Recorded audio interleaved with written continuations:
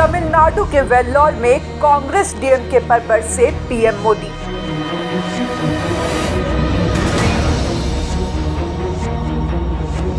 कच्चातीवू द्वीप, राम मंदिर और भ्रष्टाचार का उठाया मुद्दा। प्रधानमंत्री मोदी ने तमिलनाडु के वेल्लोर में एक चुनावी रैली को संबोधित किया। इस दौरान उन्होंने डीएमके और कांग्रेस पर जमकर निशाना साधा। पीएम ने कहा कि तमिलनाडु के लिए एक विकसित भारत का नेतृत्व करने का समय है, लेकिन डीएमके तमिलनाडु को पुरानी सोच और पुरानी राजनीति में फंसा कर रखना चाहती है। पूरी डीएमके एक परिवार की कंपनी बनकर रह गई है। डीएमके की पारिवारिक राजनीति की वजह से तमिलनाडु के युवाओं को आगे बढ़ने का मौका नहीं मिल रहा है। पीएम मोदी ने कहा कि डीएमके से चुनाव लड़ने और डीएमके में आगे बढ़ने के लिए 3 मुख्य मानदंड है। इनमें पहला पारिवारिक राजनीति, दूसरा भ्रष्टाचार और तीसरा तमिल संस्कृति का विरोध करना शामिल है। साथियों, तमिलनाडु के लिए एक डेवलप भारत का नेतृत्व करने का समय है, लेकिन डीएमके तमिलनाडु को पुरानी सोच में, पुरानी पॉलिटिक्स में फंसाकर रखना चाहती है। पूरी डीएमके एक फैमिली की कंपनी बनकर रह गई है।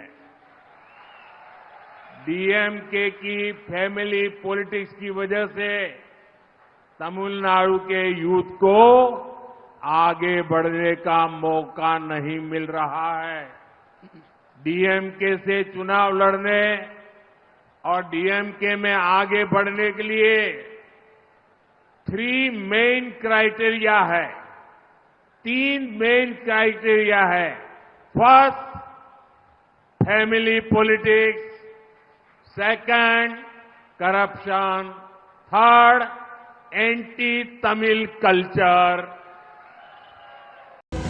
कांग्रेस पर तंज कसते हुए पीएम मोदी ने कहा कि मेरे मन में वेल्लोर के लिए हमेशा से एक विशेष श्रद्धा रही है। जब मैं गुजरात का मुख्यमंत्री था तब भी मैं श्रीपुरम नारायणी मंदिर यानी स्वर्ण मंदिर आया था। तमिलनाडु तो शक्ति की उपासना करने वाले लोगों की धरती है, लेकिन इंडिया गठबंधन के लोग इस शक्ति का भी अपमान करते हैं। आपको याद होगा कि कांग्रेस के युवराज ने क्या कहा है, हिंदू धर्म में जो शक्ति है वो उस शक्ति का विनाश करेंगे। यही मानसिकता डीएमके की भी है। ये लोग सनातन के विनाश की बात करते हैं और राम मंदिर का बहिष्कार करते हैं।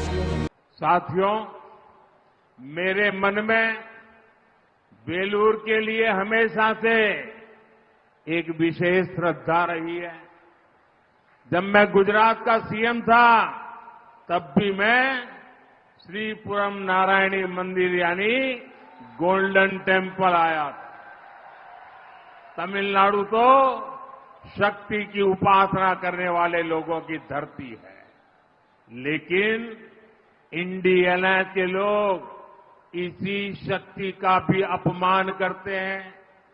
आपको याद होगा कांग्रेस के युवराज ने क्या कहा है, हिंदू धर्म में जो शक्ति है वो उस शक्ति का विनाश करेंगे। यही मानसिकता डीएमके की भी है।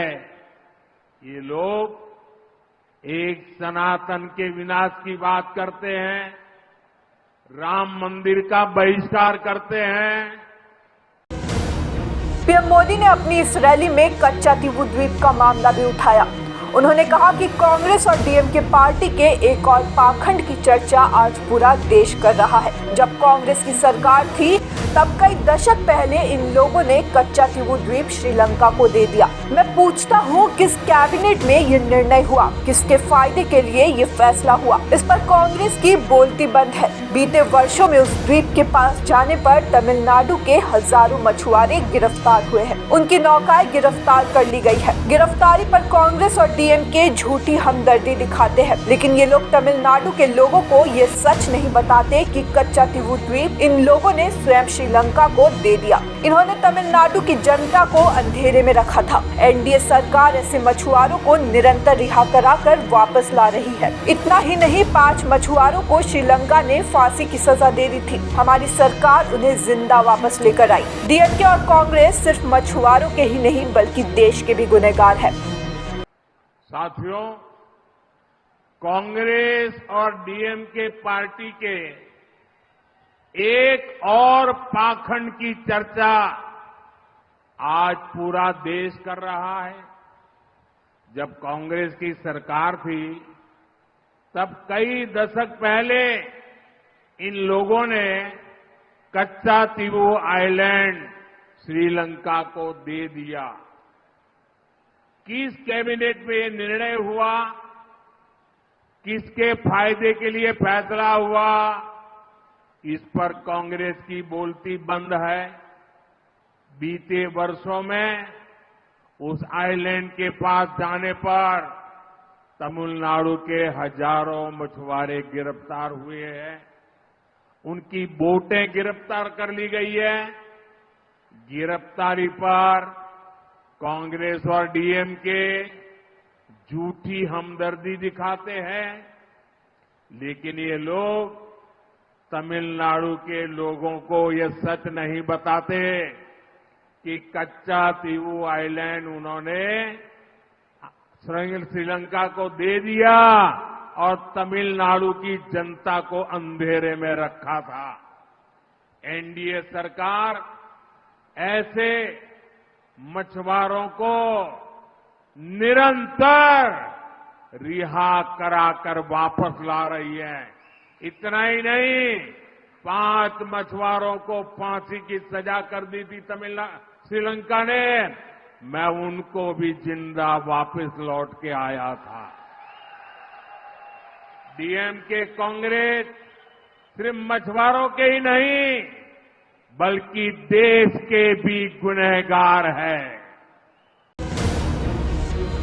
तमिलनाडु में ड्रग सिंडिकेट को लेकर पीएम मोदी ने कहा, डीएमके ने तमिलनाडु और देश के भविष्य, हमारे छोटे छोटे बच्चे तक को नहीं छोड़ा है। स्कूल तक ड्रग कारोबार का शिकार हो गए हैं। इन ड्रग माफियाओं को किसका संरक्षण हासिल है? एनसीबी ने जिस ड्रग लॉर्ड को गिरफ्तार किया है, उसके संबंध किस परिवार से है, ये पता चलना ही चाहिए। इस चुनाव में तमिलनाडु की जनता इन सब पापों का हिसाब करेगी। डीएमके ने तमिलनाडु और देश के भविष्य, हमारे छोटे छोटे बच्चों तो को नहीं छोड़ा है। स्कूल तक ड्रग्स कारोबार का शिकार हो गए हैं।